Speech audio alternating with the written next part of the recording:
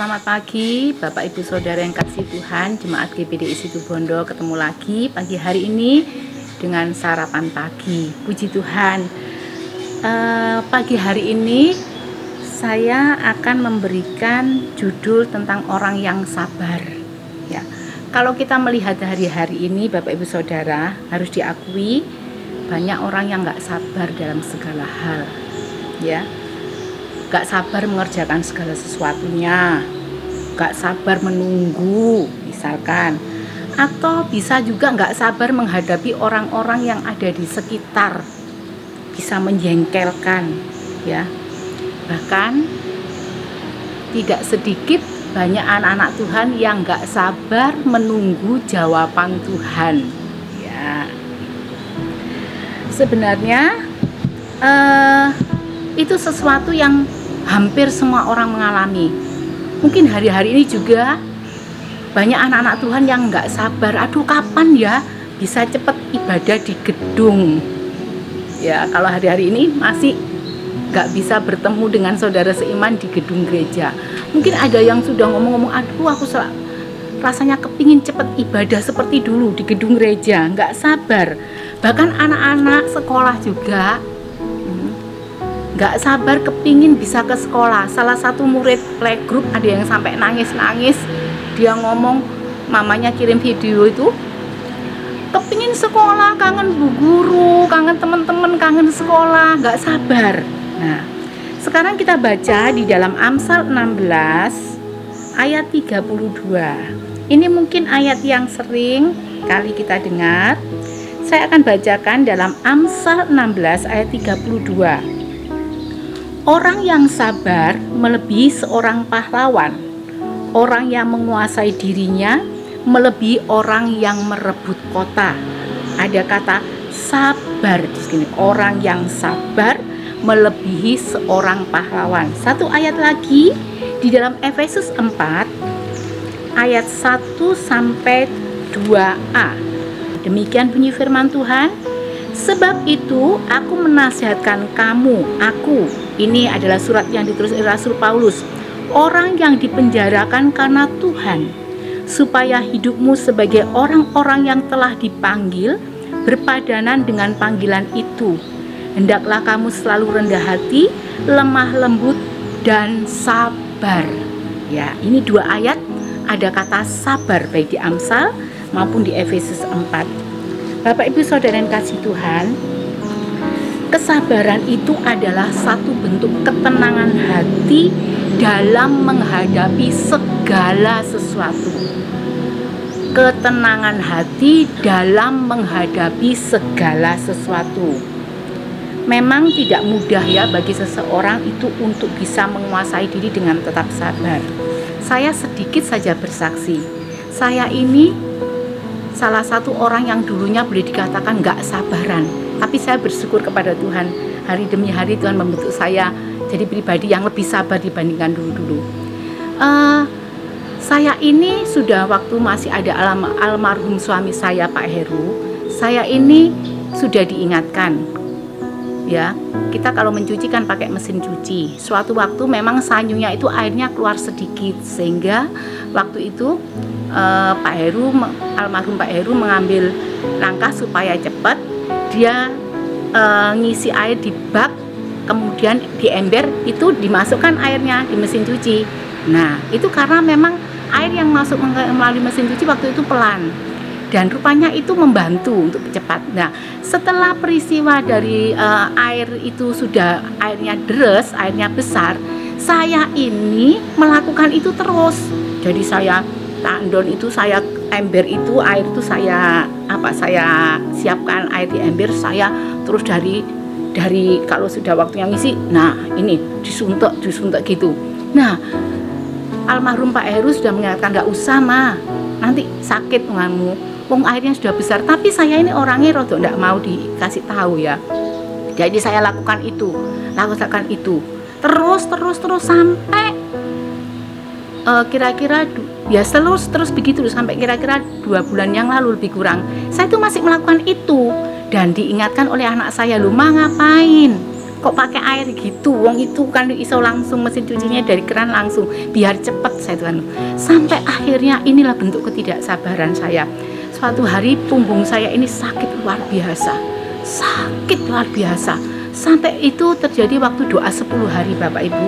Saya sampai tanya sama Tuhan, kenapa Tuhan saya berdoa dengan sepanjang 10 hari ini, Tuhan tolong sembuhkan saya, ini kok sakit sekali. Sampai saya itu diberi, kok saya cari-cari informasi kenapa. Nah ternyata ada satu jawaban yang saya dapatkan. Itu salah satu bentuk saya ini mulai lama, mungkin sudah bertahun-tahun mengangkat Mbak, padahal umur saya sudah semakin bertambah dan itu nggak baik. Dan saya sempat juga tanya-tanya kepada Dr. Eli, itu akibat kesalahan apa posisi saya itu. Nah ini akibat apa? Karena saya kurang sabar, pingin nyuci lebih cepat. Padahal sebenarnya mesin cuci sudah membantu, tapi saya pribadi orang yang kurang sabar. Efeknya saya sendiri yang mengalami kesakitan, tapi puji Tuhan, ya Tuhan tolong sudah sehat, sudah enak. Itu salah satu bentuk hal yang tidak sabar, ya. Selain itu, yang rugi siapa? Saya sendiri. Kemudian juga dalam satu keluarga, mungkin ya, dalam satu keluarga sering kali terjadi, dikatakan ada apa, keluarga-keluarga yang ngomong, ya nggak sabar aku menghadapi suamiku yang egois. Kemudian istri ngomong, nggak sabar aku, maaf saya salah ngomong, istri ngomong, aku nggak sabar menghadapi suamiku yang egois. Atau sebaliknya, suami ngomong, aku nggak sabar menghadapi istriku yang cerewet. Nah, atau juga orang tua ngomong, aduh aku ini nggak sabar menghadapi anak-anak ini, sudah dibilangi kok nggak nurut, dan lain sebagainya. Nah, sekarang sejauh mana kita bisa mengerti arti sabar? Tadi saya katakan sabar itu bentuk ketenangan dalam menghadapi segala sesuatu. Saya tadi tidak sabar menghadapi pekerjaan. Ada orang-orang yang diperhadapkan tidak sabar menghadapi orang-orang yang ada di sekitarnya, ya. Pada saat dihadapkan kepada situasi yang memancing emosi, kita menjadi marah, nggak sabar, kita bisa langsung marah, ya. Atau juga mungkin seorang pemimpin memiliki karyawan yang banyak, beda-beda kan karakternya, nggak sabar, ini diomongin nggak bisa, lain dengan itu dan lain sebagainya. Banyak hal yang menjadikan orang itu tidak sabar, termasuk anak-anak Tuhan, ya, termasuk pada saat kita menanti jawaban Tuhan, ya. Saya ini sedikit lagi cerita, seringkali saya itu diingatkan. Pernah suami saya almarhum mengatakan, mama ini orangnya nggak sabaran. Saya gini, apa contohnya? Dia sebutkan begini, saya bersyukur Tuhan berikan ya pasangan hidup yang sudah dipanggil Tuhan yang bisa mengubah saya, ya, bisa mengubah saya jadi pribadi yang lebih sabar, karena dia mengingatkan, walaupun dia sayang saya, tapi dia mengingatkan kalau ada hal-hal yang nggak benar, dia ingatkan, dan saya merasakan itu, ya. Nah, kemudian kita ini saudara kasih dalam Tuhan, tadi sudah saya katakan, kita hidup di dunia ini, ada orang-orang di sekitar kita yang kadang-kadang tidak menjadikan kita tidak sabar. Rekan sekerja menjadikan kita emosi dengan perkataan, perbuatan, dan lain sebagainya, ya. Tetapi memang Tuhan bisa dan kadang mengizinkan itu terjadi untuk membentuk kita menjadi pribadi yang sabar, ya.